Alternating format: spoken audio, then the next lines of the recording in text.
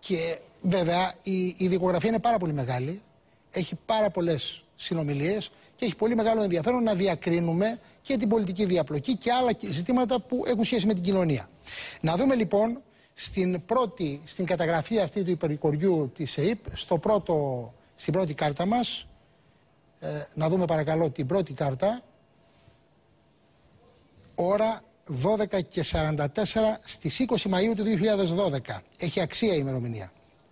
Ο πρόεδρος Μεγάλης ΠΑΕ ζητάει από το φίλο του εκδότη δημοσιογράφο, ο Β από τον Νι, να γράψει ένα άρθρο και να στριμώξει την τώρα, ώστε να αναγκαστεί να αναλογιστεί και εκείνη τις ευθύνες της και να αντιληφθεί επιτέλους ότι πρέπει να κάνει κάτι για τον τόπο. Ο Νι συμφωνεί με την ιδέα του Β και σκοπεύει πρώτα να της τηλεφωνήσει για να την προειδοποιήσει ότι αν δεν προσχωρήσει στη Νέα Δημοκρατία θα τον βρει απέναντί της, ελπίζοντας ότι έτσι θα την πιέσει. Πριν κλείσουν, ο Νι διατυπώνει την άποψη. Μαλ κάνει και ο Καρατζαφέρης και θα βρεθούμε με τον Τσίπρα πρωθυπουργό, με τους Μαλ. SMS στην επόμενη κάρτα του Νι, του δημοσιογράφου, στον Β, τον πρόεδρο της ΠΑΕ. 20 Μαΐου, ώρα 21:48, λίγο αργότερα. Πρόεδρε, της μίλησα. Όποτε θέλεις να σε ενημερώσω. Είμαι σπίτι. SMS τώρα, Προέδρου ΠΑΕ, Β, σε εκδότη δημοσιογράφο Νι, 21 Πέμπτου του 12, ώρα 00:25. The deal is done. Η δουλειά έγινε.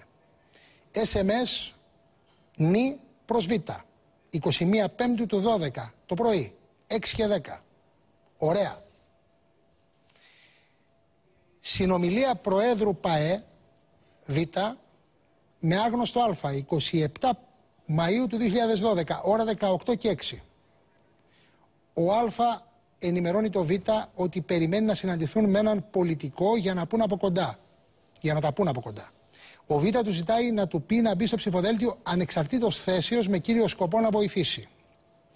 SMS Α προς Β, 28 Πέμπτου του 2012, ώρα 12:19. Δεν δέχεται να είναι κάτω από τον Ανατολάκη. Μου είπε ότι ο Λικουρέτζος του είπε ότι δεν έχει πρόβλημα. Του είπα ότι με την άρνησή του δεν βοηθάει στο πρόβλημα που έχει η παράταξη και μου δημιουργεί τεράστιο πρόβλημα. Συνομιλία εκδότη δημοσιογράφου Νι με πρόεδρο ΠΑΕ τον Β, 17 Μαΐου του 12, ώρα 12:15. Ο Νι αναφέρει στον Β ότι σε λίγη ώρα θα συναντηθεί με κάποιον κοινό γνωστό τους. Ο Νι προσθέτει ότι θα είναι πολύ αυστηρός μαζί του επειδή του ζήτησε 3 χάρες και δεν τις έκανε. Ο Β λέει στον Νι ότι πρέπει να μιλήσουν και για τον άλλον, τον Γιώργο, τον δικό του. Ο Νι απαντά ότι αυτός μαζεύεται δύσκολα, αλλά θα το κοιτάξει. Ο Β λέει στον Νι ότι πρέπει να δουν τι θα κάνουν γιατί θα καταστραφούν. Ο Νι ρωτάει τον Β αν θέλει να θέσει ένα θέμα στο άτομο που θα συναντήσει, αν θα τους έδινε μια άδεια καναλιού. Ο Β απαντά θετικά. SMS Νι σε Β, 17 Μαΐου του 12, ώρα 22:52. Πρόεδρε, καλησπέρα. Το μεσημέρι πήγε καλά. Να ξέρεις, σε αποθέωσα σε αυτόν. Όποτε μπορέσεις, πάρε με να σου πω. Φιλιά. Και νομίζω ότι ο κύριος Δάσκας ως πολιτικός συντάκτης απομαγνητοφωνήσει και μετά θα κάνουμε συνολικά σχόλια. Νομίζω ότι πρέπει να δούμε όλη την εικόνα, όσοι υπάρχει μέχρι αυτή τη στιγμή τουλάχιστον. Πάμε λοιπόν να δούμε την επόμενη κάρτα, η οποία έχει να κάνει με μία υπόθεση που συζητήθηκε πάρα πολύ και είχε σχέση με ένα πλοίο που μετέφερε ναρκωτικά. 2 τόνους ηρωίνης, με συγχωρείτε. Συνελήφθησαν κάποιοι άνθρωποι. Εμείς βγάζουμε ένα συμπέρασμα από τις συνομιλίες ότι υπάρχει και ένας προφυλακισμένος από την... διακρίνεται και η φωνή του και το τηλέφωνο του από την υπόθεση αυτή των ναρκωτικών. Μπορεί και ο άνθρωπος να αποδειχθεί και αυτός αθώος, αλλά εν πάση περιπτώσει για να προφυλακιστεί σημαίνει ότι υπήρχαν πολύ σοβαρές ενδείξεις και για τον κύριο Εισαγγελέα και για τον κύριο Ανακριτή. Να δούμε παρακαλώ αυτές τις συνομιλίες που έχουν σχέση με τις ποδοσφαιρικές κασέτες, δηλαδή παρίσφρησαν στις ποδοσφαιρικές κασέτες μέσα στο γενικότερο πλέγμα. Πάμε λοιπόν να δούμε την επόμενη κάρτα. SMS Προέδρου Μεγάλης ΠΑΕ σε στέλεχος της ίδιας ΠΑΕ. 3 Ιουνίου του 12, ώρα 23:55, πώς είναι εκεί? Α προς Β, ο Σαλάχ το κουμάντο της ναυτιλιακής και ο άλλος ο Σαλάχ της Oil and Gas. Εισεργόμενη κλίση του Ήτα προς Β, 5 Έκτου του 12, ώρα 13:13. Ο Ήτα τον ενημερώνει ότι κατεβαίνει ο μεγάλος, ο Κινέζος, και θέλει να κάνουν μια συνάντηση. Ο Β του λέει να τον φέρει όπου θα βρίσκεται ο ίδιος. Μήνυμα Α προς Β, 5 Ιουνίου του 12, ώρα 15:36. Έχουν συναντηθεί με το φίλο του Θόδωρου που ήρθε από την Αγγλία. Αν μπορείς πάρε με να σου πω 2 κουβέντες γιατί έχει τρομερό ενδιαφέρον. Συνομιλία στελέχους μεγάλης ΠΑΕ του Α με τον ΑΧ. Έλα. Αγοράκι μου, τα δείγματα πήγαν κάτω. Ποια δείγματα? Σαπούνια. Ποια? Τα σαπούνια. Μέχρι που ήμουν στο γάμο δεν είχε πάει τίποτα. Και δεν μπορείς να τους βοηθήσεις από εκεί και πέρα εσύ? Και πώς να τους βοηθήσω, αδελφέ μου, αφού δεν έχουν πάει τα δείγματα εκεί? Αφού ήθελαν κάτι χαρτιά. Τι θέλουν κάτι χαρτιά? Δεν είναι δικό τους το τελωνείο εκεί πέρα. Όχι, είναι δικό τους. Τα υλικά τους καθαρά 100%. Ζητάνε χαρτιά από το εργοστάσιο. Συνομιλία στελέχους μεγάλης ΠΑΕ με προφυλακισμένο 2 χρόνια αργότερα για εμπόριο ναρκωτικών. Με τον Μη, στις 3 Ιουνίου του 12. Τι ραντεβού έχεις στην Αγία Παρασκευή, μπορείς να μου πεις? Έχω ραντεβού με έναν τύπο για το Ντουμπάι. Τι? Για το καράβι, ρε. Έχει δικό του αυτός. Ναι. Τι μάλλον για τη δουλειά μας. Τι ραντεβού να έχω δηλαδή? Καλά. SMS στελέχους μεγάλης ΠΑΕ σε ποδοσφαιρικό παράγοντα στις 27 Ιουλίου του 2012, ώρα 15:10. Μην αφήσεις να περάσει καιρός. Συζήτα αυτό που είπαμε γιατί έχει τεράστιο θέμα και θα το δεις. Αν γίνει, εύκολα και γρήγορα λεφτά. Εισερχόμενη κλίση από νήσι Α, 6 Έκτου του 12, ώρα 18:08. Ο Α του λέει ότι αυτός που ενδιαφέρεται για το βαπόρι είναι φίλος του γαμπρού του, Ιρανός, και θέλει να φορτώσουν από το Μπατάρα Μπαχ και να πάει Κίνα. Ο Νι λέει ότι θα το απαντήσει μετά από 2 μέρες, λόγω πολυπλοκότητας, ασφάλειας και εμπάρκο. Κλίση άξισε Α. Έλα, αδελφέ μου. Τα βρήκα σήμερα, τα πήρα. Τι, τα φάρμακα. Τα έχεις. Τα έχω. Τέλεια. Θέλω να παρακαλέσω από την πάνω κάμερα να δούμε κάτι που συνδέεται με αυτές τις συνομιλίες ή που εν πάση περιπτώσει ερευνάται από τις αγγελικές αρχές. Είναι ένα έγγραφο, είναι αυτούσιο το έγγραφο από τη δικογραφία, να ξεκινήσουμε από εδώ παρακαλώ, όπου καταγράφεται από τον υπερκοριό της ΕΕΠ στις 16 Έκτου του 12, 11:29, μιλάει πρόεδρος μεγάλης ΠΑΕ με συνεργάτη. Ο Β με τον Α. Έλα, τι γίνεται, στο νησί είσαι? Όχι, είμαι εκτός Ελλάδος για μια δουλειά και να βρω κάτι πραγματάκια. Και είμαι εκτός, ο ξάδερφός μου φοβάται να την ξέρεις, κάτι μου έλεγε, ξέρεις, αυτό για το καράβι. Φοβάται για να ταξιδέψει, ξέρεις. Αυτό και μου λέει το καταλαβαίνω.